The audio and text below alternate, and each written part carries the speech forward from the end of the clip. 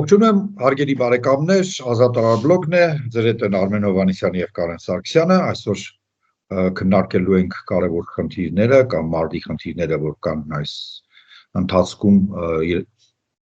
կատարվում են։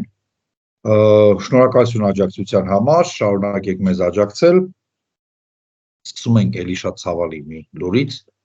հերթական հանցագործություն է արել Ռուսաստանը,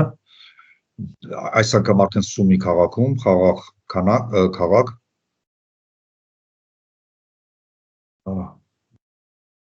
արևելյան Ուկրաինայում, արևելյան մասում, չնայած ուկրաինախոս, դա շատերը ասում են բուն Ուկրաինան է հենց, որ ուկրաինախոս են եւ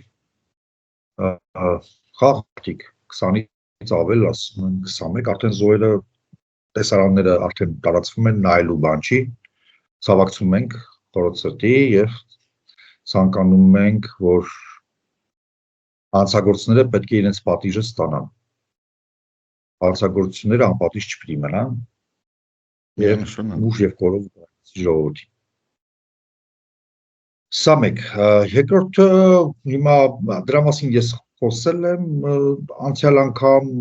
նորատապան հարցազրույցում եմ անդրադարձել, Կարենն էլ անդրադարձել իր հարցազրույցներում, որ այն որ Ստամբուլում հիմա կատարվում է Ռուսաստանի եւ Ամերիկայի միջև Ուկրաինայի մասնակցությամբ, որ ուզում են որոշել Ուկրաինայի ճակատագիրը, իրեն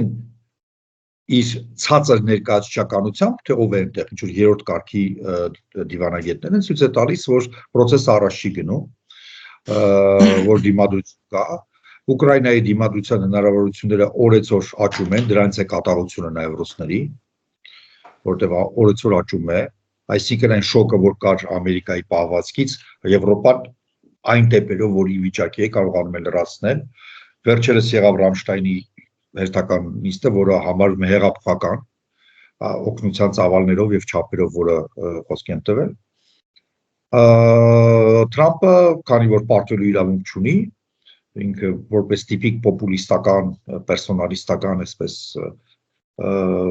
կերպար, ինքը չի կարող պարտվել, ասում է, որ ամեն ինչ նորմալ է եղել, բայց այնքան էլ ամեն ինչ նորմալ չէ։ Հիմա իր ուշադրությունը, որովհետեւ իրեն պետք է success story, հայերեն ասած հաջողության պատմություններ, Իրանի վրա է, Իրանի մասին կխոսենք, Կարենը կխոսի, բայց մինչև խոսքը կտանք Կարենին, մի բան էլ Ուկրաինայի պահով, ուրեմն տարածվում է մի քարտեզ, Կելոգի քարտեզը, Կելոգեր չէ դրա ազգանունը, ուրեմն Ուկրաինան 3 մասի է բաժանված, մի մասի վրա ուկրաինական դրոշն է, մի մասի վրա ուկրաինական, ֆրանսիական եւ բրիտանական, եթե չեմ սխալվում, մի մասի վրա ռուսական, ամբողջ հարավային մասը մինչեւ հարավ արևելյան մասը, Կրիմը ներառյալ ռուսական դրոշն է, եւ արդեն շատերը տարածում են կամ իսկապես մարդիկ մտածված են կամ որոշակի ռոպագանդիստական նպատակներով, որ տեսակ Ամերիկան էլ է կիսում Ուկրաինային ոնց ուզում է, աչքից լույսը չի մարդը, ոչ էլ այն մարդը, որ իրեն ուղարկել է այդ առաքելությամբ, բայց ինքը որոշակի բացատրություն տվեց եւ այստեղ տրամաբանություն կա իր բացատրության մեջ, որ խոսքը ոչ թե պետական բաժանման մասին է, իրենք շատ լավ հասկանում են, որ Ուկրաինային հասկացան, որ Պուտինի պահանջը ստիպել Ուկրաինային ճանաչել տարածքային կորուստներ չի ստացվի, որտեղ ոչ միայն Ուկրաինան, այլ իր հետևում կանգնած եւս 70-80 երկիր երբեք դա չեն ճանաչի։ Ուրեմն հարցը գնում է, իրենք դա անվանում են, բանը, համատել են անասնական համատություն իհարկե, Գերմանիան հետ պատերազմյան գոտիների, ազդեցության գոտիների բաժանումը։ Այնտեղ կար սովետական, բրիտանական, ամերիկյան եւ ֆրանսիական։ Հետո 3-ը դարձան արևմտյան ֆեդերատիվ հանրապետություն, միայն սովետականը դարձավ արևելյան Գերմանիա։ Դրա համար տարածքները այդպես անհամաչափ են, որտեղ 1/4 մոտավորապես մասն է։ Հիմա նույնիսկ Բերլինը բաժանված մնաց։ Սովետական մասը դարձավ Բերլին, մայրաքաղաք, իսկ արևմտյան Բերլինը դա ամերիկյան, ֆրանսիական եւ բրիտանական փաստորեն այդ գոտիներն էին, որ Բերլինը ինքնին իր մեջ բաժանված էր։ Հիմա Ինքը դրա հետ է համատում։ Ասում է, որ նկատի ուներ, հիմա բացատրեմ, թե ինչ նկատի ունի, որ պետական պատկանելիության մասին խոսք չկա, իրենք հասկացան, որ այստեղ, եթե իրենք այդ ուղղությամբ գնան, իրենք պարտվելու են, որովհետև Ուկրաինան երբեք ոչ միայն Զելենսկին, ցանկացած նախագահ չի համաձայն։ Պիտի Մեդվեդչուկը դառնա, այնը Մեդվեդչուկը չի դառնա, որովհետև ուկրաինացի ժողովուրդը լավ, այստեղ եթերում չասենք ինչ կանի, եթե Մեդվեդչուկը հանգարց երևա 50 կիլոմետր շարավիղով, ասենք այդ կողմերը։ Հա, ուրեմն բարձր որ դա լինելու բան չի։ Հիմա որն է այդ գաղափարը, որը կարծում եմ արդեն Պուտինի հետ համաձայնեցնում է, բայց որը չի ստացվելու, ես համոզված եմ, բայց համաձայնեցնում է։ Այն մասը, որ այս պահին ռուսները օկուպացրել են, դա այդտեղ ռուսական զորքեր են, այդտեղ ուկրաինացիներ կան զորք լինել չի կարող եւ որևէ այլ երկրի զորք լինել չի կարող։ Դա վերահսկվում է ռուսների կողմից։ Հիմա աշխարհը կընդունի դա որպես Ռուսաստան չի ընդունի, դա աշխարհի գործն է, այստեղ Ամերիկան չի միջամտում։ Մի մասը արևելյան Ուկրաինայի եւ հյուսիս-արևելյան Ուկրաինայի ահագին մասը, որտեղ միայն ուկրաինական դրոշ է, օտար երկրա դա կարծեմ Պուտինի պահանջն է, օտար երկրա զինվորների ներկայություն չի լինելու, այդտեղ պետք է լինի միայն ուկրաինական բանակ, միայն ուկրաինական բանակ։ Եվ ավելի դեպի արևմուտք մոտավորապես Մերձկիևյան տարածքից է թե նայեք վերևը։ Իջնում է մինչև այդ ռուսական տարածք, այդտեղ բացի ուկրաինական բաներից լինելու են նաև ֆրանսիացիներ եւ ֆրանսիացիներ։ Քանի որ խորացել եմ, ուղղակի համալրեմ արում, հետո շարունակի։ Թեման սենց է, այնտեղ Դնեպրովա կիսվում, հարավային մասը։ Եվ պահանջը ոչ միայն ռուսական է, այլ նաև համապատասխանաբար Ֆրանսիայի եւ Մեծ Բրիտանիայի, ովքեր չեն ուզում, որ անմիջական շփման գծում շատ լինի անմիջական շփումը բրիտանական, ֆրանսիական եւ ռուսական զորքերի։ Այնտեղ որտեղ որ հյուսիսն է, որտեղ որ պիտի կուտակված լինի, դրա պահանջի հիմքում ընկած է Ռուսաստանի եւ Բելարուսի հետ սահմանները, որոնց վրա որ ՆԱՏՕ-ի զորքեր պետքա չլինեն։ Հետևաբար արդեն ֆրանսիական եւ բրիտանական զորքերը պահում են այնտեղ հարավը։ Սահմանապատ չի լինելու։ Չի լինում, բայց սա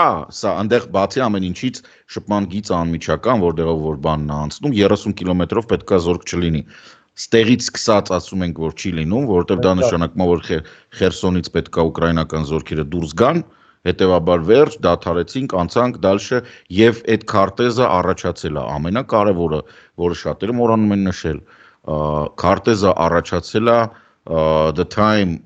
30 լրագրողների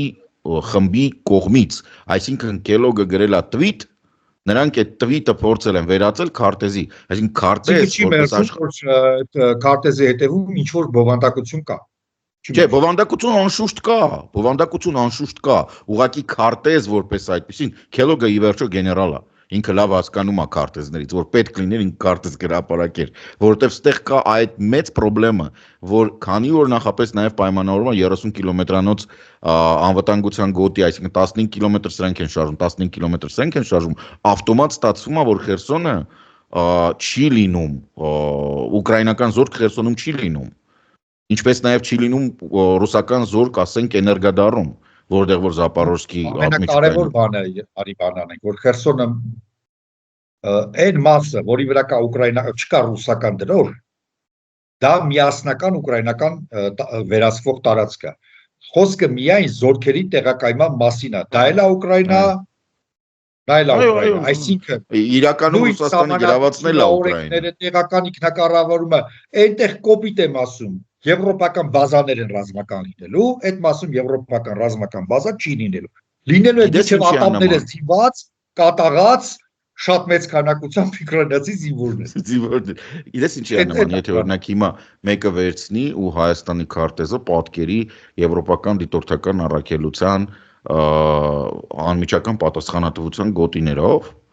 ու այնտեղ դնի Եվրամիության դրոշ, ինչը ինձ թվում է անում է Ալիևը ժամանակ առ ժամանակ, որ փղի ու ոզնու խառնորդ է ծննդաբերում ու սկսում է ոռնալ, որ ցավում է, ասում է եվրոպացիներին հանեք սահմանի վրայից, որովհետև իրան երևի թե տենց են զեկուցում։ Իրան զեկուցում են, որ այստեղ ու Եվրամիության դրոշ են դնում։ Ստեղ Եվրամիության ժողովուրդն է կանգնած։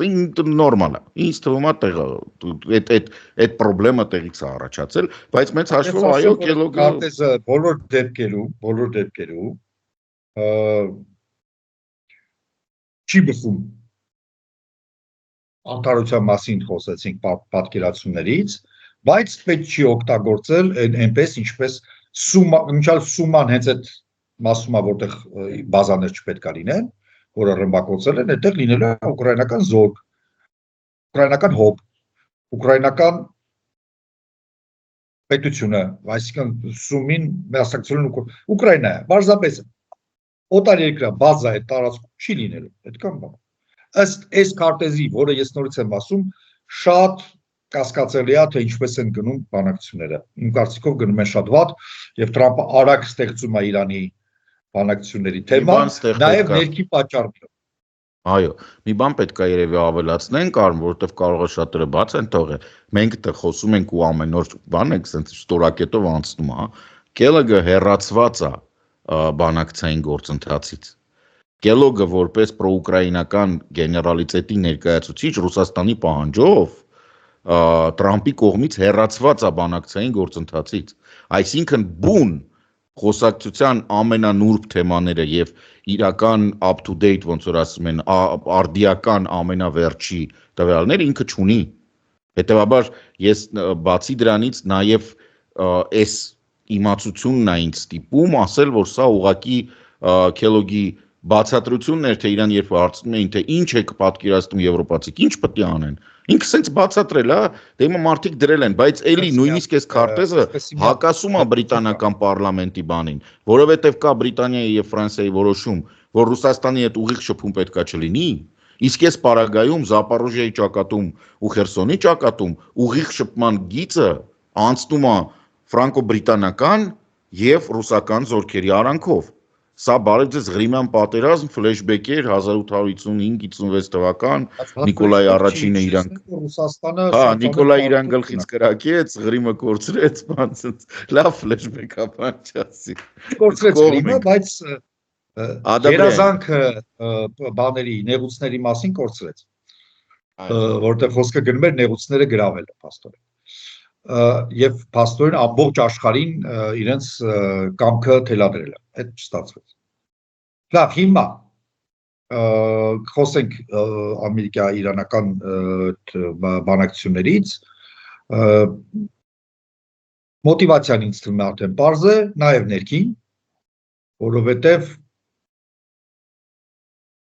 շատ պոպուլար չի այսօր Թրամփը եւ իր քաղաքականությունը, եւ պետք են իրեն հաղթանակներ, ոչ թե մատի ծծած հաղթանակներ է հաղթանակ, հայտարարել, որ այս տարիվ հայտարարեցի,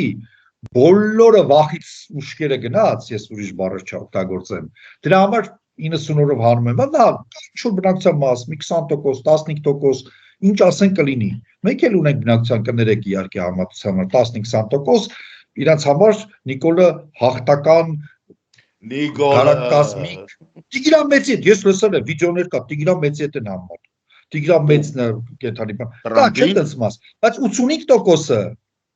այդքան էլ ընկալունակ չի այդ նմանատիպ ինքը Ամերիկայի Միացյալ Նահանգներում այս կարծում եմ մոտարապես նույն բանով դրա համար պետք է իրական հաղթանակ որպեսզի այն դրանք որ քեզ աջակցում են ավելի համոզում են որ ճիշտ են անում եւ նրանք որ քեզ չեն աջակցում կամ տատավում են մտափող լինեն Դրա համար ես կարծում եմ սա էր, որը սկզբից մինչև տականի հիշեցնեմ, մատը դատվեց Նյատանյահուի վրա, դա պետք էր, որ այդ լոբին մի քիչ չխանգարի այդ բանակցությունների, գոնե սկսելու ձևական, որտեղ իրենք դրան դեմ են։ Երկրորդը կարծում եմ դա ալիբին էր Նյատանյահուի, որպեսզի ասի դե ասեցի չանես բանակցես, ասեց գլուխդ կջարդեմ, դե ստիպված համաձայնվեցինք, որ գնան բանակցեն, իրեն նաև իր շրջանակների համար իր այդ զանգվածի համար պետք է ալիբի, որ ես ամեն ինչ արեցի, բայց Թրամփը ինչ չլսեց։ Ուրեմն հիմա այսքանը կարող են խնդրեմ։ Ստեղ խնդիրը սենց է։ Մենք ունենք միաժամանակ երկու շատ մեծ գործընթաց, որը տեղի ունենում Մերձավոր Արևելքում, մեկը դա Անտալիայի դիվանագիտական այդ ֆորումն է, որտեղ որ այդ քարը գցում են ջուրը, այդ բաները տարածվում են եւ գալիս են։ Եվ երկրորդ գործընթացը դա Օմանն էր։ Անշուշտ Օմանում հանդիպումը Նետանյահուին հասցրած ապտակից հետո սարսափելի հարված էր Իսրայելի ինքնասիրությանը եւ դիվանագիտական հնարավորություններին, որովհետեւ այն ինչը Իսրայելը ակնկալում էր Տրամփից, այսինքն բանակցությունների բացակայություն,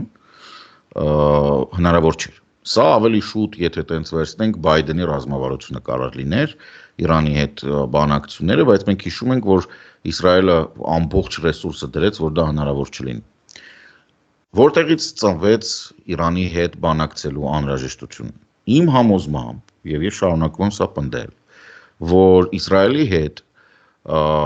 հանդիպումը, որը տեղի ունեցավ, Իսրայելի Նետանյահուի հետ հանդիպումը, որը տեղի ունեցավ Սպիտակ տանը, Տրամփի ադմինիստրացիային չբավարարեց, որովհետև Իսրայելը չկարողացավ ապահովել Տրամփին, այնինչ դու ասում ես, այսինքն շատ արագ հաղթանակ, ցանկալի է դիվանագիտական, որը կվերաբերվի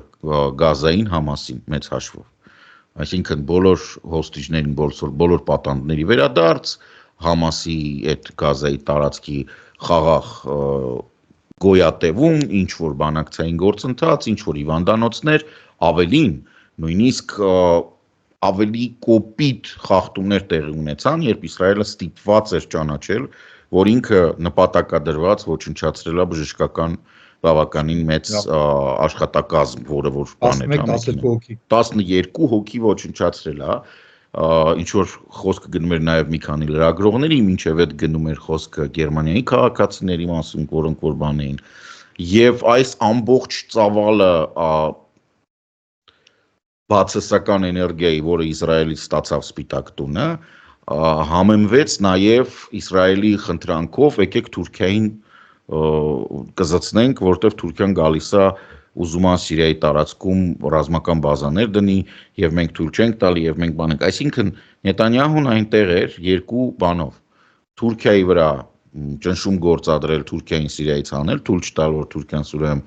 ամրապնդվի ռազմական բազաների տեսանկյունից եւ երկրորդը ապահովել, որպիսի բացի հութիներից եւ հութիներից անմիջապես հետո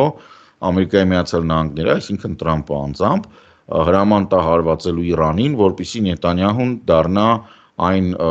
սպիտակ բաճկոնով անձը, որը որ գտնվում է մի վայրում, որտեղ բոլորը բան են, կեղտի մեջ թաթախված են, հա, ինքը տենց դուրս պիտի գար, ասեր, տեսեք, ես ինչ տղա եմ, ես կարողացա այս անեմ քո համար ո Իսրայելի ժողովուրդ, դրա համար եկեք ինձ մի դատեք, չնայած այնտեղ կա Կաթար-գեյթ, այսինքն արդեն Նետանյահուի մտերիմներին մեղադրում են Կաթարի հետ ֆինանսական գործարքների մեջ։ Կանին ձերբակալել են, իրեն էլ հարցաքննել են պաշտոնապես, քննիչները եկել են իր կաբինետ եւ հարցաքննել։ Ես հիշեցնեմ, որ ինքը 4 քրեական գործ ունի Երուսաղեմի դատարանում, որոնք նախկինից են եկել, սա հələ ավելանում է։ Հիմա ինչ ստացվեց։ Ստացվեց, որ Նետանյահուն նստած, մանկապարտեզի երեխայի պես ամոթխած, վիզը ծռած, ուշադիր լսում էր Զելենսկուց ավելի վատ կարգավիճակում, որտեղ Զելենսկին գոնե իրոք պատերազմող է, սրապես տուզիչ, դե կռիվ էր տալի։ Ասում էր, ես չունեմ այդ բաճկոնը, բայց կարող է հետո առնեմ, կարող է դրանից, կարող է ավելի վատ։ Վենսին ասում էր դու սուս մնա։ Իսկ սա ուղղակի գլուխը կախ լսում էր, թե ոնց է Տրամփը ասում դե 17% էլ մի բան է քիչ է, որտեղ դուք 4 միլիարդ դոլար մեզ վրա փող եք աշխատում։ Էրդողանը շատ լավ տղա է, ես իր հետ խոսել եմ, եւ դու պետք է իր հետ յոլա գնաս։ Ես Էրդողանին զանգել եմ եւ դու չես խոսել, Տրամփն է խոսել, մոմենտ նույնիսկ ես ընդ եղա։ Չէ, դու, հա։ Նույնիսկ ես իհոր։ Ասում Չէի մետել է պատան, բանը Նետանյահուն խնդրել էր Տրամփին, որպեսզի Տրամփը Էրդողանի ականջները քաշի, պայմանական, իսկ արանքում ստացվեց, որ Տրամփը լրագրողների ներկայությամբ օվալ կաբինետում քաշեց Նետանյահուի ականջները, որին ասեց, որ ինքը բութ Տրամփը ստորակետ բութ բոլոր իմաստներով խոսել է Էրդողանի հետ եւ Էրդողանը այսպես տղա է, որովհետեւ 2000 տարվա մեջ Առաջի մարտն է, որ Սիրիանա գրավե, այդտեղ հաստատում ենք, որ բութ Տրամփը բութ, որովհետև 2000 տարվա մեջ ով չի ալարի Սիրիան գրավել է, բայց անցնենք մի կողմ։ այնտեղ բան չի էլի, տենց ինչ-որ լավ։ Իրեն Աֆղանստանի հետ է շփոթել, պատահում է, ասենք։ Պատահում է, հա, քարտեզ չգիտի, բան չգիտի, թացը չորից չի ջոկում, էլ ինչը խիարի հետ խառնել է իրար, ամեն դեպքում Նետանյահուն շատ վատ զգաց այդ պահին, որ հասկացավ, որ իր համար Էրդողանի հետ Տրամպը հարաբերությունները չի սրի։ Ինչու, որովհետև այնտեղ կա երկրորդ խաղալու, երկրորդ տեղ։ Էրդողանը իրան անհրաժեշտ է, որպեսզի ճնշում գործադրի իր պատկերացրածով կամ ճնշում գործադրի կամ լինի այն բանակցային օղակը, որ Իրան կապահովի։ Բացի դրանից Էրդողանը Պուտինի լավագույն ընկերներից է եւ Պուտինի հետ անմիջական շփման բան է եւ Էրդողանի մոտ տեղի է ունենում ԱՄՆ Ռուսաստան հանդիպումներ եւ դա երկու կողմերի համար ընդունելի հարթակ է։ Էրդողանը հակաեվրոպական դիմադրության այսօր բաններից է, ինչը կարևոր է Տրամպի։ Ինչը կարևոր, այսինքն Տրամպի տեսանկյունից որքան էլ որ ինքը սիրում է Իսրայելը եւ պարտական է, ասենք, չգիտեմ, Կուշների ընտանիքին, որ ինքը նախագահ, միևնույնն է, իր անձնական շահերից եւ իր վերնախավի շահերից ելնելով Ռուսաստանի հետ բարեկամություն հաստատելու տեսանկյունից Թուրքիան շատ բարձր գին է, որպեսզի ինքը Թուրքիայով վճարի Իսրայելին այն սիրո եւ ռոմանտիզմի համար։ Հիմա երկրորդ փուլը գալիս է, որ Նետանյահուն սա կուլ է տալի եւ սպասում է, որ Տրամպը ասի, բայց քանի որ այս մեր աղբորը ականջներով ասցինք, որ Թուրքիային չենք թողի,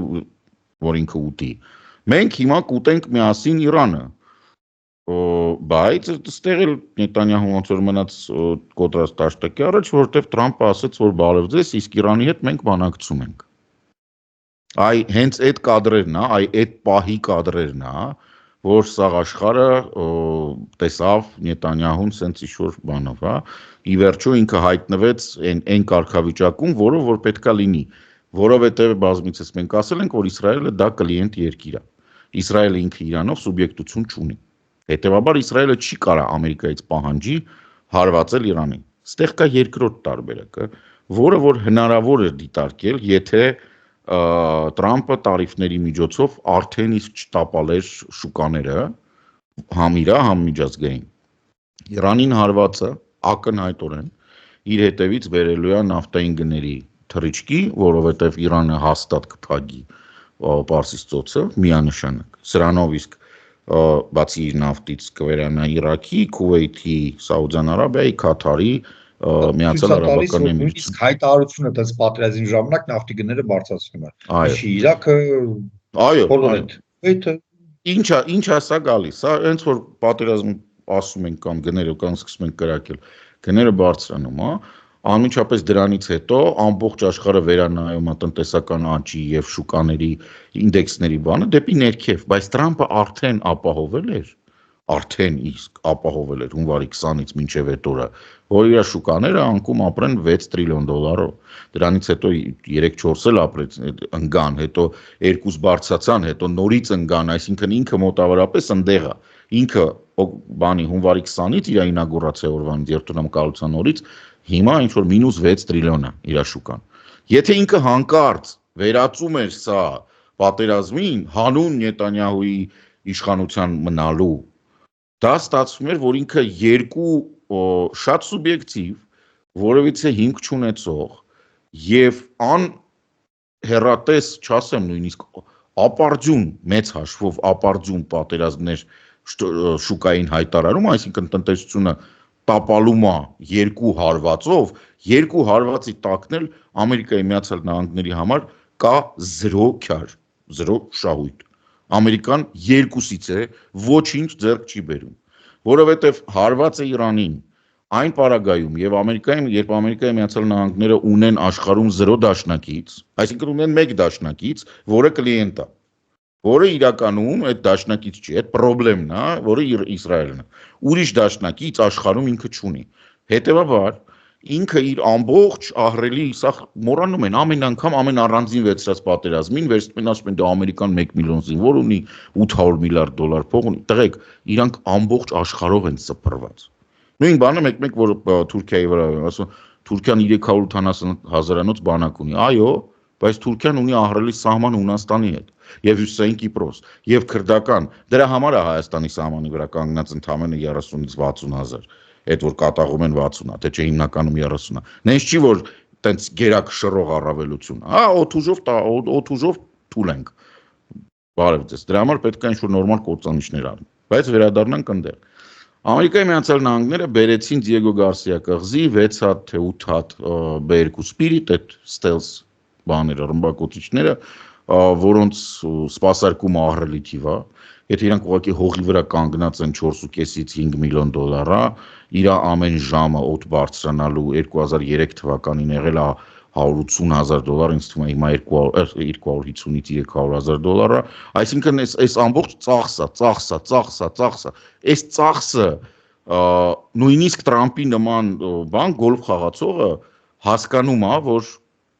Իրանի դեմ պատերազմը 1 հարված չի, 2 հարված չի։ Այդ 8 հատ Spirit-ը 2 անգամ չեն թռնելու։ Չնայած իրանք թռնելու են մինչև Իրան եւ վերադառնան 6 ժամով, այսինքն մոտավորապես 1.5 միլիոն դոլարա նստելու զուտ գնալ գալը, մեջի ռումբերը չեն քաշվում։ Բայց դա պետք է տևի ամիսներ, որովհետեւ Իրանը ահռելի մեծ երկիր է, ինչպես եւ ես սիրում եմ ասել, Իրանը դա Աֆղանստան, անգամ Իրաք է, անգամ պրոբլեմներով, հնարավորություններով, բանով հիշենք, իրանք մտան Իրաք 2003 թվականին, մինչև վերջերս ոչ մի հարց չէին լուծել։ Աֆղանստանը մտան 2001-ին, ընդհանրապես ոչ մի հարց չլուծեցին, մտան Տալիբաններ, դուրս եկան էլի Տալիբանն է, այսինքն ուղղակի $2 տրիլիոն, լիքը զոհված մարդ, ամբողջությամբ բան արած տնտեսություն, համ իրանց, համ Աֆղանստանում բան չի փոխվել։ Ասեմ ավելին, ինձ թվում Աֆղանստանում բան չի փոխվել 1858 թվականից, երբ առաջի անգամ բրիտանացիները որոշեցին, որ պետք է մտնեն։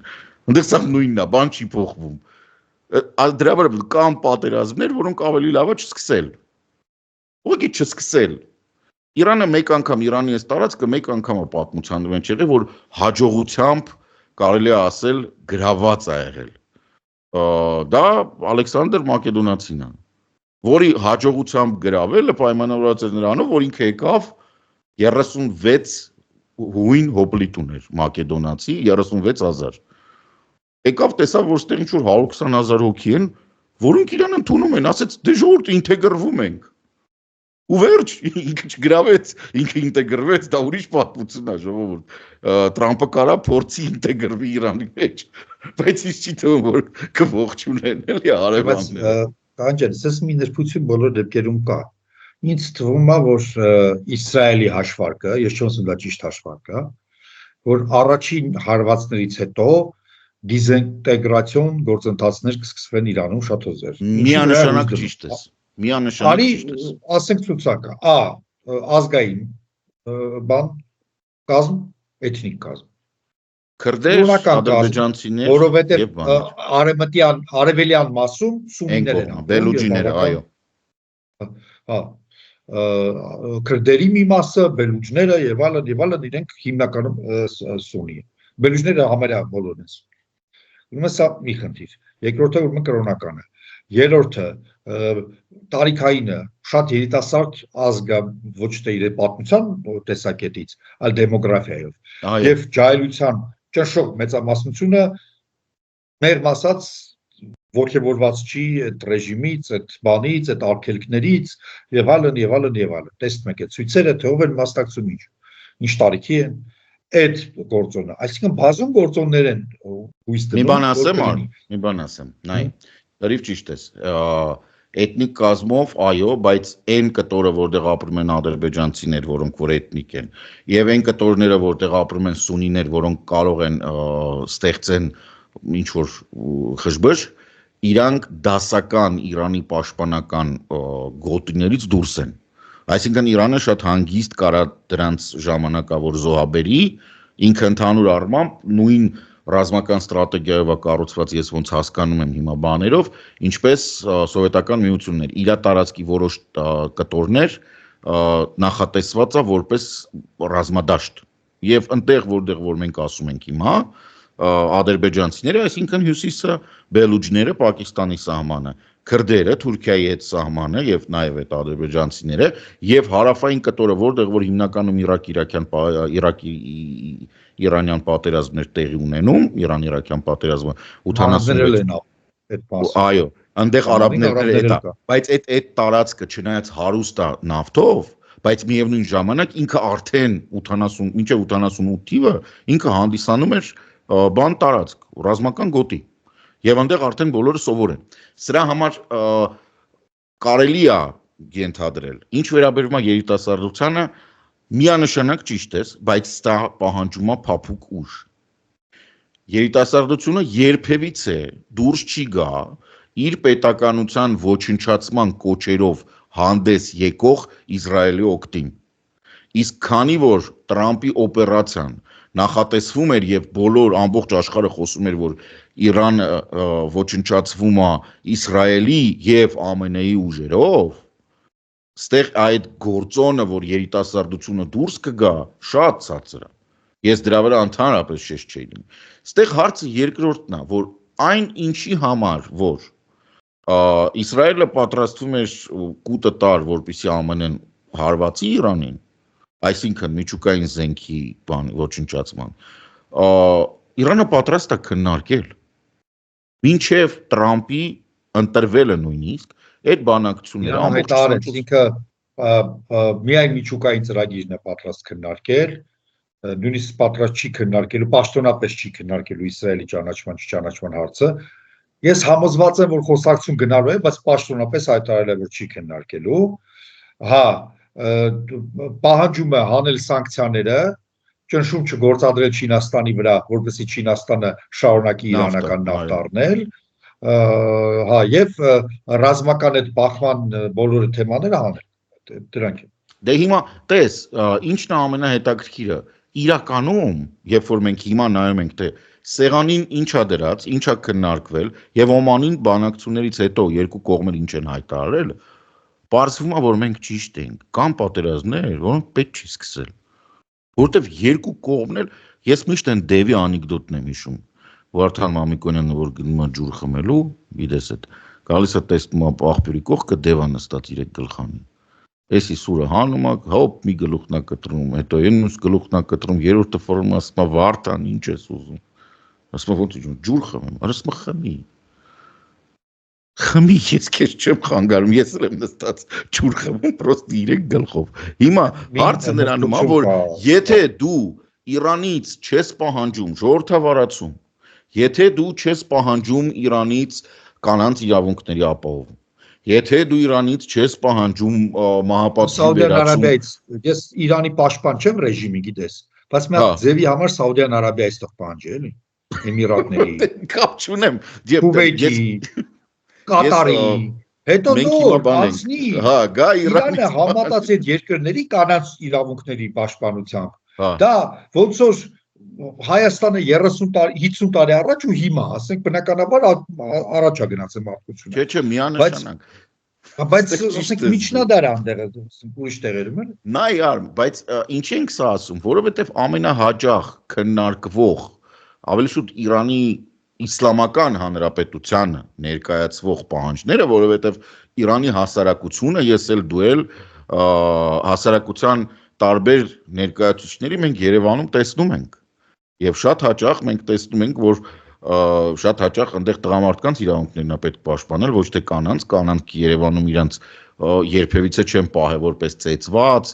բան են, այտենց մեկ-մեկ էլ դու չէ, սենց սախ սև փագած, չէ, նորմալ կանայք են, շատ հաճախ եվրոպական շորերով եւ եվրոպական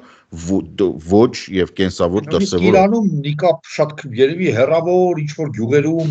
այն է ոչ պարսիկ էթնիկ։ Հա, էլի մեծ հավանականությամբ այդ քո ասած բելուջ, մելուջ այդ կողմերն է ամենակ լինում։ Հա, չգիտեմ որտեղ էլի։ Ամեն դեպքում ես ասածս որն է, բանակցությունները երկու կողմերը գնահատել են պոզիտիվ։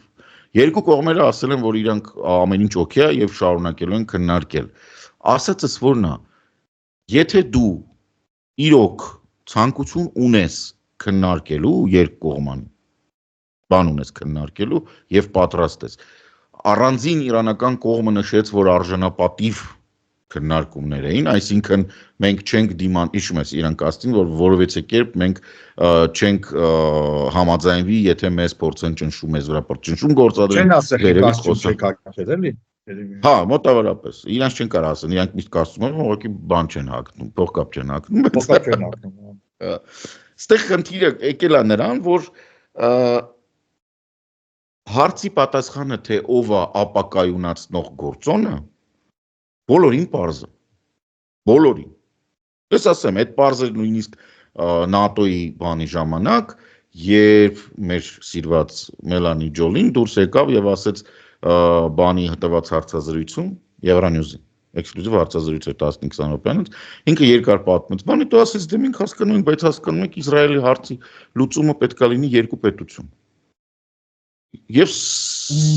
Համալա Հարիսը ասում էր նախընտրական պայքարի ժամանակ բացահայտ, ինչը դեմոկրատներն են ասում են եվրոպական պետությունները բոլորը արդեն ներառյալ Մեծ Բրիտանիան, այսինքն դա ընդունած ստանդարտ։ Ես ինչից սա բերեցի, տես, որքան էլ որ Եվրոպան եւ Կանադան հիմա զբաղված են Ամերիկայի Միացյալ Նահանգների անկանոն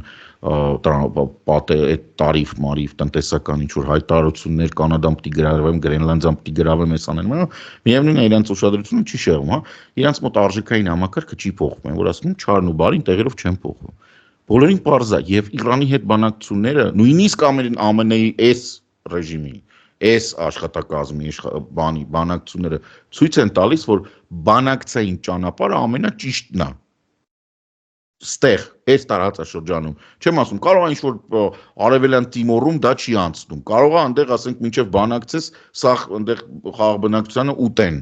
բառեզբուն իմաստով կամ փոխաբերական, չգիտեմ, տեղյակ չեմ այնտեղից։ Կամ ասենք տուցիների եւ հութուների այդ պատերազմը որ կար, ասենք հա, իհարկե բանակցությունները սխալ էր, պետք է զորք մտցնել։ Նույնը ասենք Սրեբրենիցայում երևի թե Նիդերլանդի այդ գումարտակը սխալ էր, այնտեղ պետք էր ոչ թե բանակցել եւ բանանել, ուղղակի զորքով տարանջատել իրենց։ Բայց կան դեպքեր, մանավանդ սենց, եթե դու երկու կողմ ունես եւ կողմերից ոչ մեկը չի պատրաստվում, չի վախենում պատերազմից, միգուցե պետք է նստել եւ բանակցել։ Այս սենց ասում ենք, որ դուրս գրեն, տանեն դնեն Նիկոլի սեղանին։ Ով է տուժողը, ես քեզ ասեմ։ Իրանի երկու գործոնը, Իրանի ցանկացած հզորացում եւ Իրան արևմուտք հարաբերությունների ցանկացած նորմալացման համար մեկ տուժողը Ադրբեջանն է։ Համար մեկ տուժողը Ադրբեջանն է, որովհետեւ հակաիրանականությունը դա բանն է, էքսպորտի բան հոդված է, ինչպես ասենք նավթը, գազը, մի հատ էլ մեծ էքսպորտի հոդված կա, այնտեղ բանն է, հակաիրանականություն։ Եվ եթե ինքը այդ ապրանքի գինը աշխարհում ընկնում է, հակաիրանականության, առնողը քիչ է, շատ մեծ փողել չեն տալիս, այսինքն արժեք չի այդ հակաիրանականությունը, ապա Ադրբեջանը մեծ քաղաքական, ռազմաքաղաքական, գեոպոլիտիկ խնդիրների առաջակա։ Շատ լուրջ խնդիրների առաջակա։ Իման էլ ավելացրու ու շարունակի, եթե Իրանի հետ հարաբերությունները արևմուտքի մեծ հաշվով բարելավում է, գոնե նորմալանում է, երկու բան է բացվում, մեկ իհարկե տնտեսական է դեպի Հնդկաստան ճանապարհը, երկրորդը նավթ եւ գազ։ Իսկ նավթի եւ գազի արկայության պարագայում մենք ունենում ենք մի իրավիճակ, երբ Ալիևը նույնիսկ նավթի եւ գազի արտահանման մեջ է գումար կորցնում, որովհետեւ իրականում ինքը այս պահին արտահանում է մոտարապես 450,000 բարել նավթ եւ ասում է, որ տարեկան 25 միլիարդ այդտեղ լրիվ համերաշխ ինքն ու ռուսները։ Ռուսաստանի միջայլոց քանի անգամ փուրը տվեց իրանցիներին, համոզելով, որ միջուկային ծրագիր եւ այլն, իրանցիները էմոցիոնալ այդ բաների գնացին, ընկան սանկցիաների տակ, բարձրացավ գինը, միլիարդավոր, տասնյակ միլիարդավոր դոլարներ աշխատեց Ռուսաստանը այդ Իրանին առաջ գցելու վրա, էլի։ Եվ ինչած իրանցիները դա վաղուց ֆիքսել են ու երբեք չեն մոռանում, թե ինչա այդ ռուսական բանը Մի բոյսի я с тобой սկզբունք էլի, չվախենաս ես քո հետ։ Իրականում դա լրիվ ուրիշ բան է նշանակում։ Ես հետևդ կանգնած եմ, էլի։ Դա որովհետև ինքը հանում է վատամարտ, բերում է կոնֆլիկտի, նավթը, գազը բարձր գներով, շատ բարձր գներով վաճառում է, ստանում է գերշահույթներ։ Սա մեկ։ Երկրորդը աշխարհում իր գինն է բարձրանում, որտեղ իրաց սկսում են փշի անել, ասում են որ բան է, ինչ սանկցիա, ինչ բան, ասենք Ուկրաինայել կարող է մի հատ երկիր կա ուզում ես հարձակվես, արի մտածենք, որտեղ ինքը դառնում է կարևոր երկիր։ Իրանի հարաբերությունների բարելավումը արևմուտքի հետ Ռուսաստանի համար է շատ վատ եւ շատ վատ է բանի Ադրբեջանի համար։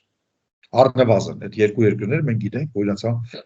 ոչ անուղակի կարող է Թուրքիայի համարել, բայց ինքը քանի որ նավթի գազի արտահանող չի, ինքը սպառող է։ Այդ աստիճան սուր չի խնդիրը։ Մի երկիր էլ կա, որ 23 թվականի G20-ից հետո այդ երկիրի հայտ եկավ, դա Իսրայելն է։ Ինչու, որովհետև դեպի Եվրամիություն ճանապարհը ինքը ակտիվորեն փորձում է տանի իր Հայֆայով։ Իրականում հակահայկականության արմատը նաև այդտեղ է։ Նոր բուսնա, այս նոր ծիլ է։ Հայոց պետության գործունեության նոր ծիլ է, որտեվ սա չի եղել։ Իրանք տենց մեծ հաշվով միշտ նայել են որպես Ադրբեջանի հակառակորդ։ Դու մտածում ես եվրոպացիները պատրաստ են համաձայնվել, որ այդպեսի պրոբլեմատիկ տարածքով, այդպեսի երկրի տարածքով, որին իրենք արդեն կեսից ավելին ցեղասպանության մեջ են մեղադրել, այն մի 15-ն էլ ասում են խելոք մնա, ասենք որ դեռ չի մեղադրել, ցեղասպանություն բառը դեռ չի օգտագործել, կհամաձայնվեն, որ Հայֆայով անցնի այդ ճանապարհը, որ ինչ լինի ցանկացած կոնֆլիկտի դեպքում դա դառնա խնդիր։ Չեն համաձայնվի, բայց Սաբականասյանի իրանք ուզում են Իրանը այնքան վատ վիճակում լինի, որ ճար չունենան։ Նույնիսկ եթե Իրանով չէ, նույնիսկ եթե Հայֆայով չէ, թող շարունակեն Սուեզով տանեն բերեն։ Մենակ թե Իրանով դուրս չգա, Իրան, Հայաստան, Վրաստանը չաշխատի, եւ իրանք շատ մեծ ջանքեր են գործադրում նաեւ Վրաստանում։ Եվ մենք տեսնում ենք, որ Կենտրոնական Ասիայում Եվրամիության ներկայացուցիչների հանդիպումները եւ այնուհետ դեպի Չինաստան այցը համեմվում է բանով Ադրբեջանի, Վրաստանի եւ Էրդողանի երկրորդ, երրորդ լեվելի խոսնակների, դա նշանակում է ինքը հələ պատրաստ չի չորով հագնի։ Սա նշանակում է, որ ինքը տենց բան է անում, կուտա տալի։ Սրանց սենց է անում քլիչը ի օգուտ Հայաստանի է խոսում, նրանք ասում են, չէ, ինչ Հայաստանը, ինչ գործ ունի вообще այդ Ադրբեջանն է, մենք ենք փողը տվել, դա մեր ճանապարհն է, Հայաստանը խեք խառնում իրար, որովհետև Էրդողանը դեռ չի կողմնորոշվել, ինքը դեռ իր բանը խոսքը վաճառքի է հանած։ Բայց Թուրքիայի համար էլ սա լավ չի, Ադրբեջանի համար էլ սա լավ չի։ Եվ ամենակարևոր խաղացողը այստեղ տարօրինակաբար դառնում է Վրաստանը։ Մարդ պետություն մարդ, հա, Իվանիշվիլի, Չելավեկ Իվանիշվիլի։ Վրաստանից։ Ալիևը փաստորեն ադրբեջանա-վրացական շփումներ եւ այլն այցեր բացեիբաց ասել է, որ այն ինչ որ գիտենք, մենք միշտ ասել ենք, որ Ադրբեջանը փաստորեն դեմ է Վրաստանի ԵՄ-ացմանը, հա, Եվրոպական միության անդամ դառնալու։ Այն ձևով, որ Եվրոպական միությունը չպետք է խառնի Վրաստանի գործերին եւ ընդհանրապես որքան հեռու լինի այս տարածաշրջանից, այնքան լավ։ Միանգամից Իվանիշվիլու շրջապատը ասել է, տեսեք, աշխարհում աշխարհ բառն օգտագործում, երբ խոսքը գնում է Ալիևի մասին։ Մի մարդ, որին ՀԱԿ-ից են դուրս վռնդում, ասենք Ադրբեջանը աշխարհ է, աշխարհում հասկանում են մեր դիրքորոշումը։ Ուրեմն Միացյալ Նահանգները սանկցիաներ են մտցրել, արդեն Տրամպի օրոք, Բայդենը չէ, Տրամպի օրոք սանկցիաներ են մտցրել, Եվրամիությունը գիտեք ինչ է անում, ինչեր է մտցնում, հա, ուրեմն բարձրացնում է աշխարհում դիրքորոշումը հասկանում են Իվանիշվիլի։ Ես արդեն որքան գնում է սկսում եմ համոզվել, որ իշխանության կոնսոլիդացիայի եւ ավտորիտար ռեժիմի բացահայտ ավտորիտար ռեժիմի հաստատումը Վրաստանում համաձայնեցված է ռեգիոնալիստական օրակարգի հետ։ Այսինքն որպեսի Վրաստանը այսօր դեռ ասում է ոչ։ Բայց ինչ որ մի կետում տեսականորեն կարողանար 3 գումարած 3-ին ասել այո, որ այն ժամանակ ակտուալ էր։ Շատ ակտուալ էր։ Հիմա էլ է ակտուալ մի քիչ այլ անվանումներով եւ այլն եւ այլն, հա։ 3 գումարած 3-ին Վրաստանում այդ ռեժիմը պետք է Եվրոպա, Եվրոպական միություն, հայ դառնալու ենք անդամ, ստանդարտներ, ազատություններ, ժողովրդավարություններ եւ այստեղ Իվանիշվիլին ես իրեն չեմ ցույց որ ինքը գործակալ չի, ինքն իրեն գործակալն է, որը գրավում էր, ասենք գողը որ մտնում է տուն, ինքը պարտադիր չի որևէ մեկի վրա աշխատի, ինքը իր համար է աշխատում, մտել է որ գողանա թալան։ Հա, ինքը սեփական ՍՊ էր սարքում, հա, բաց բաժնետիրական ընկերությունը սարքում է ՍՊ կամ փակ բաժնետիրական ընկերությունը, անձնական ՍՊ, Հրաստան Հանրապետություն կոչվող։ Ես կարծում եմ դա Թուրքիայի եւ Ադրբեջանի կողմից խրախուսվում էր տակից, որովհետեւ ոչ միայն որ Ուկրաինայի պատերազմը, որպեսի ռեգիոնը փակելու քաղաքականությունը շանս ստանա, առանց Վրաստանի եւ ծովի շանս չունի, բնականաբար։ Եվ հիմա բացահայտվում է, որ Ալիևը միշտ կանգնած է եղել, ինքը դա բացահայտում է, փաստորեն եվրոպական Վրաստանի գաղափարի դեմ։ Թուրքիան եւ Ադրբեջանը ունեն Վրաստանի տնտեսության 60%։ Այսինքն իրանք շատ հանգիստ դա կան։ Նույնիսկ մարդիկ երևի չգիտեն, թուրքական եւ ադրբեջանական կապիտալները համարվում են ամենասուր մրցակիցները Վրաստանում, տնտեսական առումով թուրքական։ Այսինքն այդ կապիտալի ներթափանցումը Վրաստան ներքին կապիտալ չկա, որպեսզի կարողանա նրանց դիմակայել եւ այլն, իրենք իրար մեջ են, ասենք օրինակ մի տարածքի, որտեղ պետք է շինարարություն գնա, սեփական բանը լիցենզիայի շուրջ կարող է մի հատ ադրբեջանական ընկերություն, որ մի հատ Ադրբեջան դա հասկանանք, չէ՞ որ Ալիևի ինչ-որ ընկերություն, անձամբ իր պատկանում, եւ ոմն մի թուրքական պետություն կարող են ճակատ տան, այնպես որ ամբողջ Վրաստանը գնա գա, որովհետեւ բիզնես է, որովհետեւ կամ բիզնես է։ Այսինքն այդ կապիտալները արդեն դարձել են այնքան շատ են, որ դարձել են իրար մրցակից։ Միանշանակ դե Վրաստանի տնտեսության, ոնց ասեմ, պոտենցիալ ծավալը, հա, այդքան էլ մեծ չի, դրա համար մրցակցությունը շատ մեծ պետք է լինի։ Ցավում է, որ հայկական կապիտալ չունենք ազատ եւ բան, որպեսզի մենք էլ կարողանանք մասնակցել այդ գործընթացներին։ Հիմա Ադրբեջանը պարզ է, որ դեպի Եվրոպական միությանը, այդ դիտորդների խնդիրն էլ շատ պարզ է, ինչու է ուզում որ գնան Հայաստանից, որովհետև ռեգիոնը փակվում է, Ադրբեջանն էլ որպես ամենազինված, ամենաուժեղ պատերազմ հաղթած եւ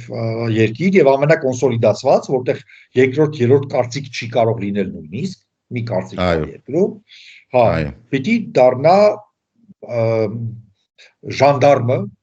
Հարավային Կովկասի, այդ Ալիևն է պատկերացնում։ Եվ Եվրոպական միությունը համար 1 բնական թշնամին է եւ հակառակորդն է այդ ծրագրերի։ Ոչ միայն Եվրոպական միությունը, այլ նաեւ ասենք Ֆրանսիան առանձին վերցրած։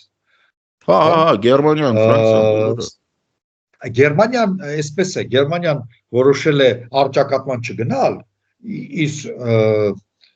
պատկերացումները ավելի շատ տնտեսական են, բայց այն որ իրենք համաձայնեցնում են տանդեմով Ֆրանսիայի հետ քաղաքականությունը Հարավային Կովկասում, ես ակնհայտ երևում է, նույնիսկ Բրիտանիան երակողմ, այո, համաձայնեցնում է, որ բախումներ չլինեն, այսինքն իրենք ինչ որ գալիս են կոնսենսուսի։ Բրիտանիան էլ չի գնի բախման։ Արմ, այստեղ ուղղակի մի 10 վայրկյանանոց ուղղակի ավելի քիչ։ Իրենց մոտ խնդիրը հիմնականում Ռուսաստանի դեմ է։ Դրա համար ինչ որ Հարավային Կովկասում, ասենք ռեսուրս ծախսել իրար ոտի տակ սապոն դնելու մի քիչ ծիծաղալու է, էլի։ Ռուսաստանի հախից կգան, հետո կերևա։ Չէ, բացի դրանից այսպեսի բան կա,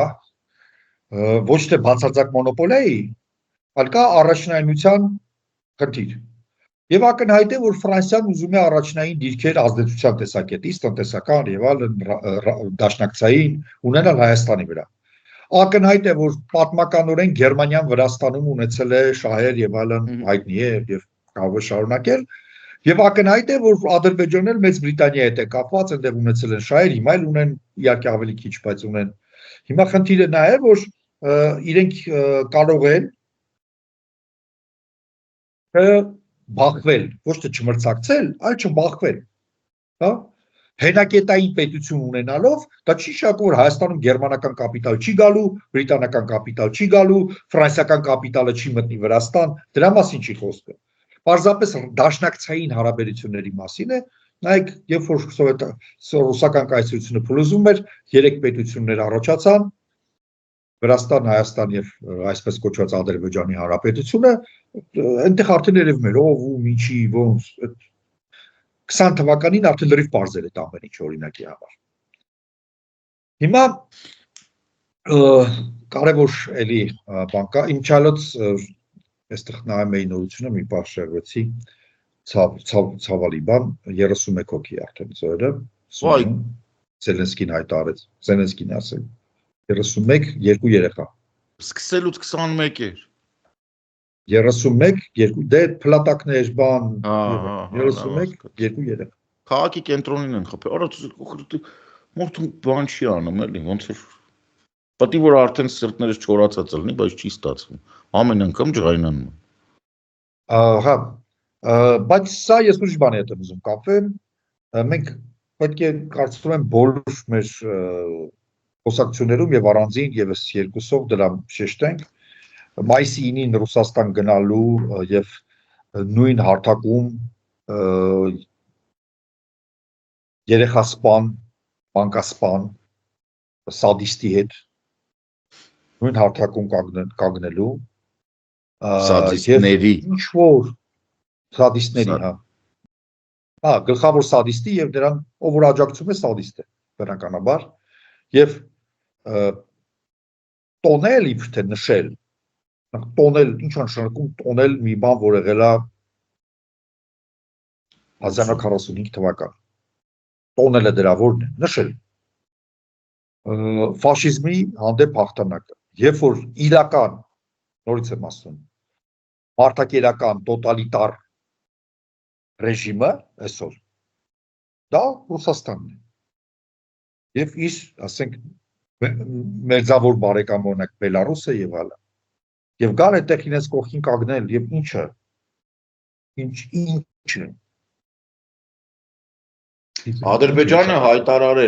Ադրբեջանը հայտարարել է, որ իր զորակազմը Կարմիր հրապարակով անցնելու է Սատկած լեշի մոտ։ Ես վախենամ, շատ եմ վախենում, որ Նիկոլը նաև ստեղից մարդ տանի։ Բայց ինքը բանա, չէ, ասում է ռազմական բանով չպետք է պարտանանք եւ այլն, sense Դե չգիտեմ, բա իմանալ այնտեղ տենց է։ Ամեն դեպքում նայ, ես այն օրը շատ լավ բան ասեցի, տղեկը հետո սկսեցին գրել, որ հա մեր սերնդի համար շատ տենց դիպուկ բան էր։ Հասկանում ես, այդ բորդերի պատմությունն է։ Այդ չարիքն է, որը որ իրականում չի առաջացել, ինքը միշտ եղել։ Լենինի չթաղված լեշը ձեզ օրինակ։ Մի փոքր մարդկանց ուղղակի երևի տեղեկություն տանք։ Երբ որ Օսվենցիմը ու Բուխենվալդը բան արեցին սովետական զորքերը, ապա շրջափակեցին, լավ սենց ասեմ։ 2-3 ամիս հետո այդ ամբողջ համակենտրոնացման ճամբարների ունեցվածքը, բարակները, այդ փեչերը, բաները, այդ ամեն ինչը քանդել են, տարել են Սիբիրում վերականգնել են եւ իրանք այդ նույն տեսքով գործել են որպես գուլագի ճամբար։ Այսինքն, որպեսզի պարզ լինի, հա, որ ասում են ժառանգականություն կա, չէ՞։ Դու ասենք, չգիտեմ, Հայաստանի Հանրապետությունը, առաջի Հայաստանի Հանրապետության ժառանգն է, կամ պետք է լինի, չի, էական չի։ Բայց հիմա ինչ է մեր մոտ ստացվում։ Ստացվում է սովետական միությունը մեծ հաշվով, սկսելով երկրորդ համաշխարհային պատերազմը որպես նացիստական, նացիոնալ սոցիալիստական Գերմանիայի դաշնակից, միասին հարձակվելով Լեհաստանի վրա, այնուհետև օգտվելով Մոլոտով-Ռիբենտրոպ պակտից, գրավելով Մերձբալթյան կամ Բալթյան հանրապետությունները, ընդ որում խախտելով արդեն այդ ժամանակ Մոլոտով-Ռիբենտրոպը եւ վերցնելով Լիտվան եւ Բեսարաբիան, որը հետո դարձավ Մոլդովան, Սարաբյան առաջին հերթին այո, խոսք չկար, նախատեսված չէր եւ դա էր պատճառը, որ Ռումինիան հետո անցավ Գերմանիայի կողմը,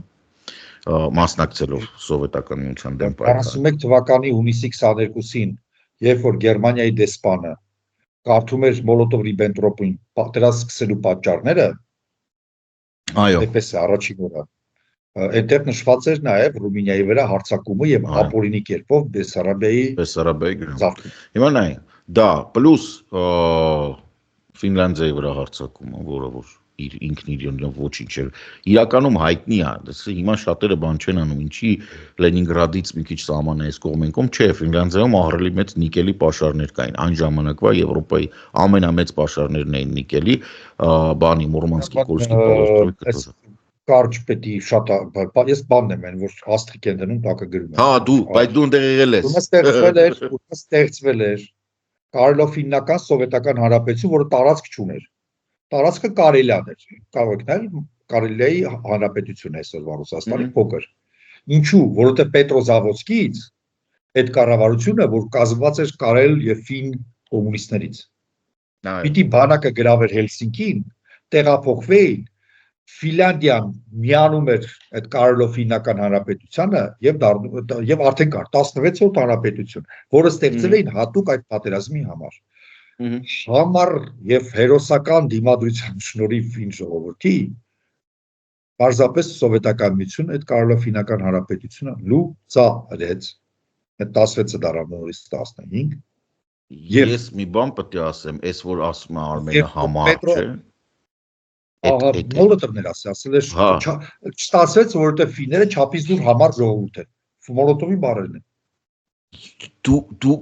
դուք պատկերացրեք սովետական միությունը հատուկ երկու հատ բանակ տանկերով բաներով 100,000-ներով սովետական զինվոր մնացել է մանեն գեյմի գծի դեմը պարարտանուտ է ճահիճներում շատ նման է ուկրաինական բաներ որտեղ ոչ մեկ չէր սպասում, որ փոքր եւ նույնիսկ այդ ժամանակ Ֆինլանդիային բացառապես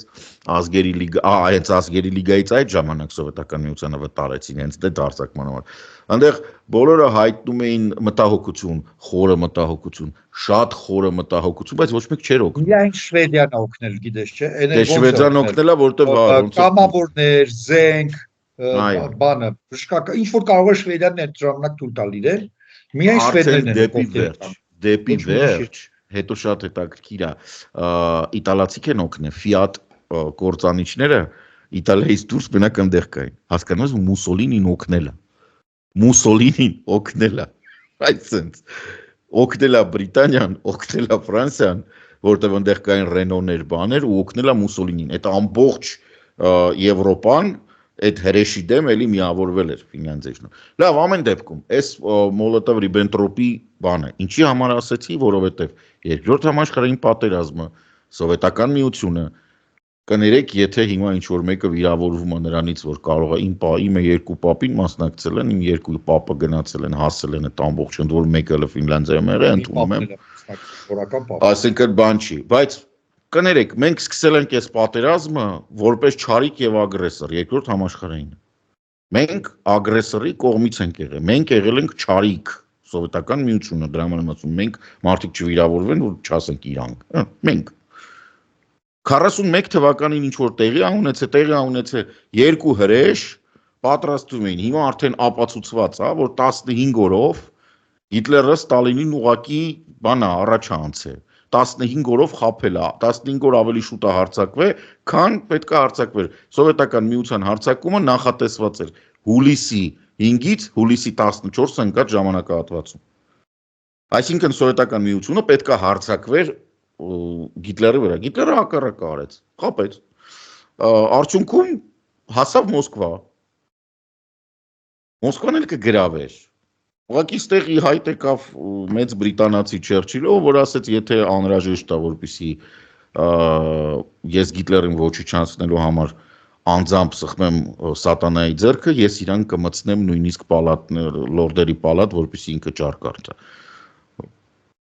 Չերչիլը հայտարարեց, որ ինքը պատրաստվում է օգնել սովետական միությանը, չնայած ատում էր բոլշևիկներին։ Արդյունքում այս ամբողջ պատմությունը երկարեց եւ նորից մայիսի 9-ը ոչինչ չնշանակող օր է։ Կապիտուլյացիան ստորագրվել է մայիսի 7-ին։ Սովետական ոնց որ թե զորքերին են հայտարարել սաղ աշխարհում, որ զինադատարել չեն կրակում։ Ամսի 8-ին Լոնդոնում եւ Փարիզում եղել է, որ վերջացել է, չէ։ Ամսի 7-ին ստորագրվել է, ամսի 8-ին հայտարարել են։ Այնտեղ որտեղ որ հայկական բավականին մեծ ստորաբաժանում ա եղել Բաղրամյանի մոտ, Բալթյան ծովի ափին, պատերազմը վերջացել է մայիսի 26-ին, այսպես կոչված Զոնսկի օպերացիան։ Այսինքն նույնիսկ մայիսի 9-ին դա չի դադարել։ Մայիսի 12-ին ուկրաինական երկրորդ ճակատում ներգրաված հետագայում Մարշալ Բաբաջանյանի դիվիզիան նոր մտել է Պրահա, Չեխոսլովակիա։ Այսինքն պատերազմը նույնիսկ մայիսի 9-ին չի վերջացել։ Մայիսի 9-ը էդի Ստալինի սեփական էգոն խուտուտ տալու համար էր։ Էդ էլ մի կողմ, բայց երկրորդ համաշխարհային ավարտվել է սեպտեմբերի 3-ին։ Ոչ մի կապ չունեցող օր է։ Ես ինչի եմ ասում, նույնիսկ այն ինչ որ նշվում է սուտ է, օրն է սուտ, իմաստն է սուտ, այդ բանն է սուտ։ Նիկոլ, ես գնում, հասկանում եմ դու ստին մեռած ես, բայց այդքան, արի նստի, բան խաղանք, այնքան քեզ խապենք, մազերդ աճի։ Ախպեր, թող գնա բանը 100,000-ավոր զոհեր եք տվել, իր պապն էլ է մահացել, զոհվել այդ պատերազմում, կնոջ պապն էլ է զոհվել այդ պատերազմում, թող սպասակ տանեն, հաղթանակի այգի, դնեն, հիշեն, Ստեղ մեր մոտ։ Մեր մոտ, Հայաստանի Հանրապետության տարածքում։ Այն չի սկսել իր հրապարակ։ Ժապավենների, առանց ռուսների հնարած այդ բաների, զրթուզիբիլի, առանց Գյորգևյան ժապավենների, առանց մարտակերների նկարները ձեռքերը բռնած ման գալու, որտեղ ամեն մի սովետական գեներալի հետևում։ Այնքան մահ կա։ Ես ավելին ասեմ, նույնիսկ այսպես կոչված արևելյան դեսպոտիաները հին պատմության մեջ, որոնք որոշ դեպքերում ստրուկներին օգտագործել են պատերազմներում, ստրուկների հանդեպ ավելի գթասիրտ են եղել, այնպեսի տոկոսային առումով զոհեր չեն տվել, քան սովետական զինվորներին զոհատվել գեներալիտետը։ Մսի նման։ Բերանով եք ասում 20 միլիոն մարդ, հլա հանեք հլա հիվանդները, խաղաղ բնակիչները, գերիները, համաճարակները, այդքան զինվոր ոնց կարա զոհվի, դուք պատկերացնում ես, 10 քանի միլիոն զինվոր ոնց կարող է զոհվի։ Չէ, դե այդտեղ այտենց չի, գերի են գծին պետքա բան անել, բայց այտենց ես մեկ-մեկ խորհուրդ եմ տալի, որ ստորակետով ասում, դու արի որպեսի պատկերացնես, ինչի մասն է խոսքը, արի դու 1-ից մինչև միլիոնը հաշվի։ Ուղղակի մարդուն ասում ես, օրինակ 1-ից մինչև միլիոն, եթե դու 1 վայրկյանում 3 թիվ ասես, այն էլ չես կարա, միջինում մի վայրկյանից երկար է, դա 1 միլիոն վայրկյան է ասում։ 1 միլիոն վայրկյան։ Այդ կյանքը ծանր օրերից մեր համար, հայ ժողովրդի համար, որ պատմության, ոնց որ Գալիպոլի ճակատամարտը ապրիլի 24-ին մինչև հիմա բրիտանացիները, ավստրալիացիները նշում են, որտեղ կարճ ժամանակահատվածում շատ զոհեր են տվել, Կերչում մեր Կերչենսկի ֆեոդալիստական օպերացիա, կապավորները, ազգի ծաղիկը, ջահելությունը, որոնք պիտի ապրեին, ամուս կանային, երեխա ունենային, երկիրը ծաղկեցնեին, աշխատեին, ինչ-որ բանի հասնեին կյանքում, ռմբակոծվել են առանց գնացքից դուրս գալու։ Մենք մի օրվա մեջ հայ ժողովուրդը որբացել է, որովհետև որբանում ես նաև երբ որ զավակ ես կորցնում, ոչ միայն երբ որ ծնող ես կորցնում։ Հայ ժողովուրդը մի քանի ժամվա ընթացքում որբացել է, ինչա թե ինչ որ հրամանատար չի ֆայմել, որ վագոններից պետքա հանել այդ մարդկանց։ Ինչ որ մի հրամանատար, դու իրան գիտես։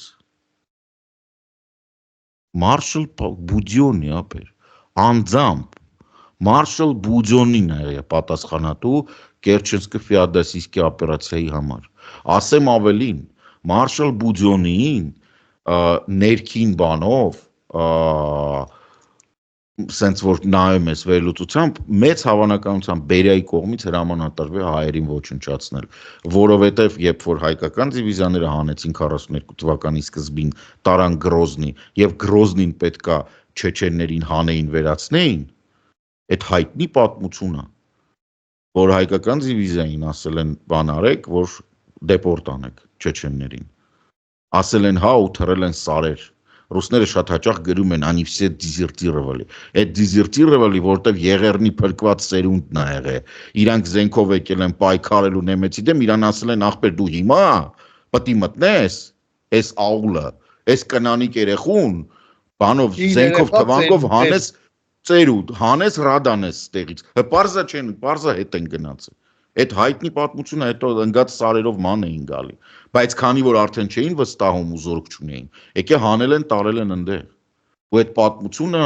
այդ էջերից է, որի համար Ռուսաստանը պետք է պատասխան տա։ Ու դու չպետք է գնաս կանգնես, ես չեմ հասկանում, արա ոնց կարելի է գնալ կանգնել Պուտինի ու Ալիևի կողքը։ Ուղղակի չեմ հասկանում։ Երկրորդ աշխարհամարտը ինչ որ մի բան է եղել 80 տարի առաջ։ Այսօր Պուտինի երեխա սպանելը ինչով է արդարացված է նրանով։ Չէ, ոչ մի ինչ կապ ունի։ Եղբայր դու հանցակից ես։ Ես այդ եմ փորձում քանի օրա, քանի եթերա նույն բանն եմ ասում տղեկ դուք հանցակից եք։ Եթե դու կանգնում եք այդ Գունդաբադի օրկես, դու իրականում Տրամպը, այն որ ասում, Տրամպը Սարոմանն է, այն որ գնացել է Սաուրոնի մոտ կզել է, ասել է ես հավատում եմ քո սև ուժին, ես քո հետ եմ։ Արան չի գնում կանգնում այդ մարդու կողքը։ Պատասխանեք դա ջահանդամը ախպեր հրաժարական տուր։ Գնա, ուզում ես գնա սաղ ընկերներով գնացեք կանգնեք։ Մեզ մի ներկայացրեք ընդ։ Ապա 4 անգամ կոവിഡ് հիվանդացի, ինչ ա եղել որ։ Կա հեծանիվի ակը ծակենք, այն ինչա հիմա ասում 17 կիլոմետրա գնում գալի մի օրում։ Մութ տեղը մեկը չկա հեծանիվի կողքը կանգնի, ասի հոպար մի գնա կորի օրինակ։ Կարես ամսի 8-ին նստես հեծանիվ կամ 7-ին։ Գնաս GPS-ը տանջատես կորես միտեղ։ Դուս գաս ամսի 10-ին թրաշը թողած բան, ասես հազիվ ոտով եկա հեծանիվը գրգած։ Ասես մի բան էլի սունկ հավաքի, բան ինչ, հարա լևի գնա, չգիտեմ, սիրուի քո համար ճարի, կդիմանանք, կասենք չի կարելի անբարոյական քայլ, բայց էլի կասենք լավ հալալա գոնե լևի ա գնացել։ Ես ոնց ասած ինձ մտահոգում է թե ինչ է ինքը անում Հայաստան Հանրապետության հետ, թե ուրիշ կանանց հետ ինքը ինչ է անում, հարաբերս չի հետաքրքիր։ Դա իր ու իր ընտանիքի գործն է, ես դե կապ։ Ուրիշ գարունա բան, ասենք կարան գառան խորոված տանք փորը թուլանա։ Այտենց բան կարան չգնային, թող անպայման չի կոവിഡ്։ Հարցը, որ միայն այդ կադրը, եթե ինքը դե կանգնած է լինելու, կարելի է նկարել։ Ծև շրջանակի մեջ դնել ու դրանից ոչ բեկում, ոչ ներում։ Ինքը արդեն արել է բաներ, որի համար ոչ բեկում, ոչ ներում չկա։ Սա եւս մի քայլ է, որի համար ոչ բեկում, ոչ ներում չկա։ Չի արդարացում չկա, ոչ մի արդարացում չկա։ Այսրան ոչ մի արդարացում չկա, հա։ Երեխեքիս պատանտ են վերցրել, էլի արդարացում չկա, բայց ասենք չկա տենց բան։ Երեխեքիդ պատանդա վերցրել մարդ, ով մանկապիղծա ու մանկասպան է երեխաները սպանում։ Դա չի նշանակում, որ դու պետք է գնաս վիզը ծռես դեմը։ Դա քեզ չի փրկում։ Ոչ էլ երեխեքիդ է փրկում։ Հա, մեկ էլ մի բան, շատ կարևոր է։ Մայիսի 8-ը ամբողջ աշխարհում տոնում են։ Այո։ Որպես սարսափելի պատերազմի վերջ, որպես տոտալիտար մի շատ վատ գաղափարախոսության մարտադիաց նրա հանդեպ հաղթանակ ոչուկ չի ասում, որ Հայաստանում դա չի կարելի տոնել։ Ես առաջարկում եմ տոնենք, նշենք, որովհետև արևմտյան դեսպանատները, ԱՄՆ-ի, Մեծ Բրիտանիայի, Ֆրանսիայի դեսպանատները ամսի 8-ին, ես առաջարկում եմ ամսի 8-ին բանանենք գնանք այս բանը։ Եթե հիշում ես Երատոն եւ այլն, եթե հիշում ես, նաեւ Շուշիի ազատագրման օրն էր։ Այո։ Ինքը այդ օրը գնալու է այնտեղ ուրախանա ժպտա, ինչին է ուրախանալու, որ հիմա Շուշին այն վիճակում, որ վիճակում դու գիտես չէ որ Ալիևը էդի այնտեղ կանգնած այսինքն շփցնելու է դեմքին։ Հասկանում ես չէ որ էդի շփցնելու են դեմքին։ Հա։ Բացի դրանից ես լրիվ համամիտ եմ, որ մայիսի 9-ը քաղաքական ինքնասպանության վերջին փորձն ալենելու, արդեն հաջողված, եթե Նիկոլը գնաց, եւ այս անգամ արդեն նաեւ բոլոր նրանց, ովքեր նույնիսկ լվիցա սանրվածքներով կանանց, որոնք այլևս բարոյական իրավունք չեն ունենալու խոսել, որովհետև մենք արդեն մեզ գրեթե բոլորիս ամեն ինչ պարզ է։ Եվ ասենք նրանից հետո, երբ նույնիսկ մեր սահմաններից ռուսական սահմանապահները դուրս են եկել հենց Նիկոլի ջանքերով, հենց լալա բան, ասենց ինչ-որ գնալ դրանից հետո միևնույն այնտեղ։ Մի բան նախատեսում, ասես, մարգարեություն անեմ, էլի։ Ասա։ Իբր։ Փող չես ուզում չէ դրա համար։ Սահմանապահներն էլ ռադերնելու ստեղից ռուսական բազան էլ է։ Միանշանակ։ Բոլորս դա գիտենք։ Միանշանակ։ Ու Նիկոլն էլ դա գիտի։ Ու թող ոչ մի իր հիմարությունը այն բանով որ մեկա լինելու է, ոնց են ասում, երեկո արևածագը մեր վրա չծախի, էլի։ Արևածագը պետքա լինի առանց իր մասնակցության։ Հերիքա արևածագը մեր վրա ծախել, իրիկնամուտը մեր վրա ծախել, գարունը մեր վրա ծախել։ Եղբայր, իր միակ օրենքը, որը միշտ գործում է, գիտես որն է, որ ինքը հրամայել է, որ սարերը ձորերից բարձր լինեն։ Չես հասկանում։ Ինքը ուրիշ բան չի անում։ Ես մի բան եմ ուղղակի, արի ես Նիկոլի տխրահռչակ, չնայած գիտես ոնց էլ չի եղել։ Կարող է այնքան ասենք, մինչև հոգնի, ասի լավ, իրոք միտեղ ոտոս պլստա չգնամ։ Կամ ասենք այդ օրը տիկին Աննային ասի այսօր բան տուր, էլի, չգիտեմ, կաթով ձմերուկ տուր, կամ ինչ-որ տենց, կամ կաթով վարունգ, որ վատանամ չգնամ, տենց մարդ ես։ Օդանավակայանում, քանի որ ռուս բաներ չկան, մեր տղեկը ասենք, չգիտեմ, այդ ինչ է 320-ը, ինչ է դրա ակերը մի քիչ թեթևաց, տենց ակեն չթռնի, էական չի։ Ես ուրիշ բան եմ ուզում ասեմ։ Ես նախ եւ առաջ ուզում եմ դրական, ոնց կլինի ես դրական բան չասեմ, չէ՞։ Ուզում եմ շատ տենց լուրջ եւ բան ինտոնացիայով շնորհակալություն հայտնեմ բոլոր նրանց համար, ովքեր մեր կոչին արձագանքել են։ Մենք արդեն ունենք 100 հոգի, ովքեր կոչն է, սկզբից խնդրում եմ։ Հա, այդ այն կոչն է, որ մենք եվրոպական Եվրատլանտյան ինտեգրացիոն պլատֆորմի անունից, ես եւ Արմենը խնդրել էինք ձեր հարցերը ուղարկել, այն հարցերը, որոնք կուզենայիք մենք քննարկենք ձեզ հետ միասին հանդիպումների, եթե դուք Հայաստանում եք երես, եթե դուրսն եք մենք կառանձնացնենք, նաև Zoom-ով կամ Skype-ով կամ ինչ-որ մեկ այլ տարբերակով 100 հոգի պլյուս մինուս գրանցվել է։ Բոլորը ովքեր գրանցվել են, շատ տենց պատասխանատու մարդիկ են, բոլորը միջինում 2.5 հարց են տվել, այսինքն մեկ հարց տվող մի 2 հոգի կա, մնաց այդ սա հարցերը տեղում է պարտաճանաչ կերպով եւ մենք երևի թե գալիք շաբաթ արդեն կփորձենք առաջի հանդիպումը կազմակերպենք, չէ՞ ան։ Մի հատ բան կանենք, կհայտարարենք, կսկսենք զանգել, ես տեղ ժամ կհայտարարենք, բայց տեղ ժամ կհայտարարենք ոնց, մենք տեղ ժամը կորոշենք ձեր տված մեյլերով, ձեզ կուղարկենք, որպեսզի հաստատվի, որտեղ մենք 100 հոգի չենք կարողանա, դահլիճ այդքան մեծ չի, մեծ հավանականությամբ, այո, մենք դրա համար կխնդրենք, որ ասենք, եթե նույնիսկ կարողանայինք, շատ ոչ էֆեկտիվ հանդիպում է լինելու այդ 100 հոգի։ Հա, էլի, նենց չի, որ մենք նստելու ենք ձեզ լոլո կարդանք։ Լուծեցինք դահլիճի հարցը։ Ինչ ոնց ենք շփվելու, ոնց ենք ձեր հարցերին պատասխանելու, ոնց ենք ծանոթանալու, եթե ծանոթ չենք։ Հա, մեծ հավանականությամբ դուք չէ, մենք հաստատ ցանկանում ենք, որ դուք նաև ձեր կարծիքը հայտնեք, հետեւաբար ձեզ ինչ-որ ժամանակ է պետք լինել։ Դրա համար ամենաշատը 10-12 հոգանոց հանդիպումներ կլինեն։ Մենք կփորձենք սենց այս ամբողջը կարգի բերենք, որպեսզի առավել էֆեկտիվ լինի հարցերի պատասխանը, վստահ եմ, որ այդ հանդիպումներից հետո նոր հարցեր կառաջանան։ Այնպես որ ես այսքան եմ։ Հա, ցուցարաբեռնենք մեր նկատիներին, մեր բարեկամներին, շնորհակալություն, որ աջակցում եք մեզ, մի շաբաթ նորություններ